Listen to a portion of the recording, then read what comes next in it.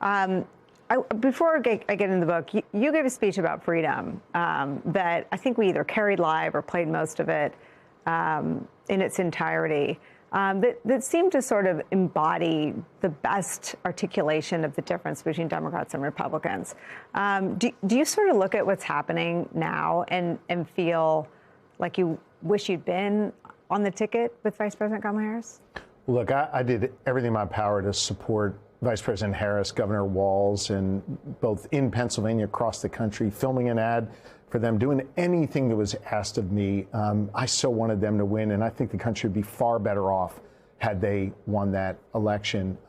I didn't make any kind of political calculus there. For me and Laura, it was a question of how best to serve, how best to continue to be connected to our children, and what was the best way to help people the way I've been taught throughout my whole life. I mean, it's all that, and you write about that, but you also write a lot of pages about how it did not sit well in your gut as you went through the vet. And yeah. let me just read. This is on page 240. The ride to D.C. was mostly quiet, apart from a call from Dana Remus. The vetters, people vetting you, had just one more question before my meeting, she told me. Quote, "Have you ever been an agent of the Israeli government?" she asked. Had I been a double agent for Israel? Was she kidding? I told her how offensive the question was. Well, we have to ask, she said. We just wanted to check. She added, have you ever communicated with an undercover agent of Israel?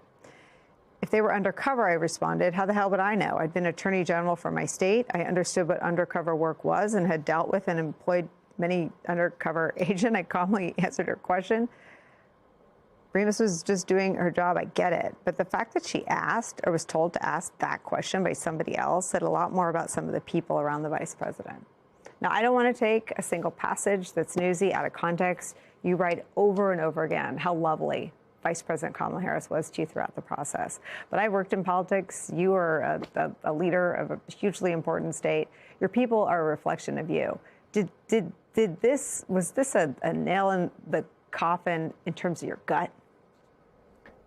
I think throughout that entire week, I was struggling to match up my head, my heart, and my gut. And I talk about that vetting process as one of many processes I've gone through over my 20 years in politics where I had a fork in the road and had to make a decision. And I was struggling with this one.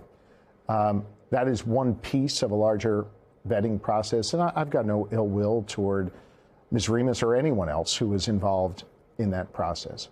I think for me, though, that was not the decider. It was, frankly, being able to have a candid meeting with the vice president, where to this day I'm grateful that she was direct and candid with me, and I was direct and candid with her. And I thought that we had a very, very good and honest dialogue about what she envisioned for that role.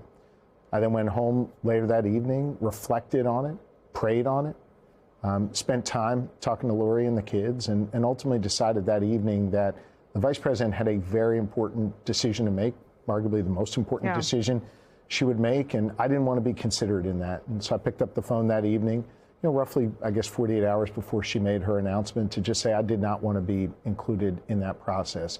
And that was the alignment of head, heart, and gut. And there are other stories in this book, both from a personal level, as a husband, as a father, in my journey in public service, where I've frankly struggled to line those three things up and be able to come to a conclusion. I think one of the other things that's clear in the book is oftentimes the conventional wisdom said to go this way, and I went that way. And conventional wisdom seems wise usually at the time, but what I've learned in life is you've really got to focus on what drives you, what your core values are, the things motivating you, and follow that. And this was, of course, the biggest stage where I had to deploy that thought processes, but I'm proud of the process we went through and the decision we made. I mean, just to let you put this in your own words, do you think that it was a misalignment in terms of your views about Israel, or is it your values about how you served your country and leaving Pennsylvania? I mean, I just want to make sure that I understand what you're saying about a misalignment of values, because a lot of what comes out in the vet are questions about whether or not you'd go to Michigan and apologize for the things you'd said about your faith. Was it a misalignment of your values around something so central to who you are, or was it a alignment in your values in terms of how you would serve and in what capacity? I think it really came down to what's the best way I can serve others. Look, I'm committed to a life of service. We've talked about the different ways I've served over many years in different capacities.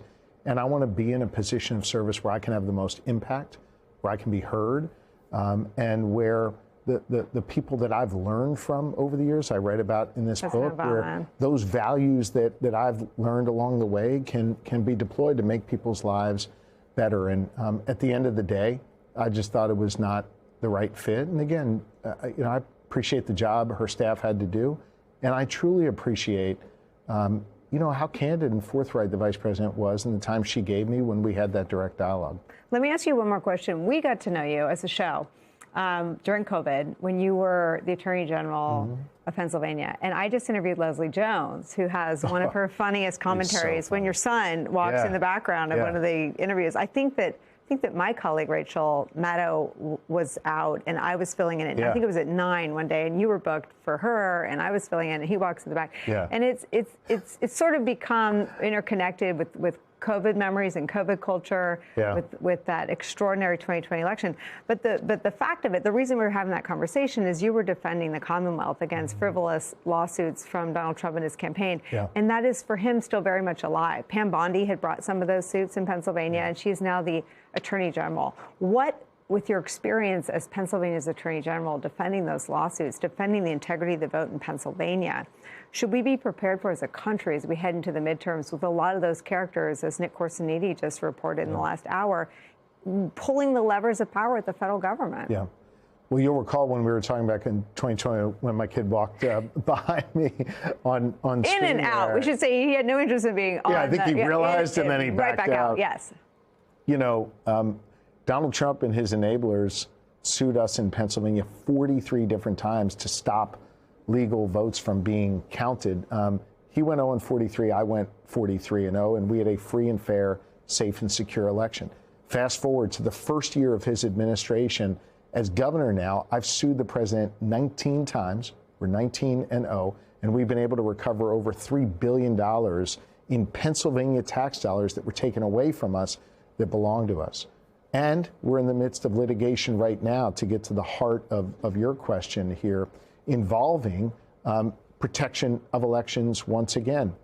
A couple months ago, the Trump administration demanded that I turn over all of the voter information for roughly 9 million voters in our Commonwealth.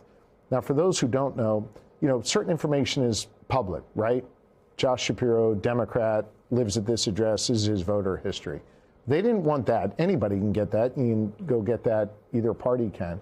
They wanted the private, personal information of all voters. And understand, I have a legal obligation to protect that. Secretary Al Schmidt, our great Secretary of State in the Commonwealth, has a legal obligation to protect it. It also raises the question, what the heck do they want it for?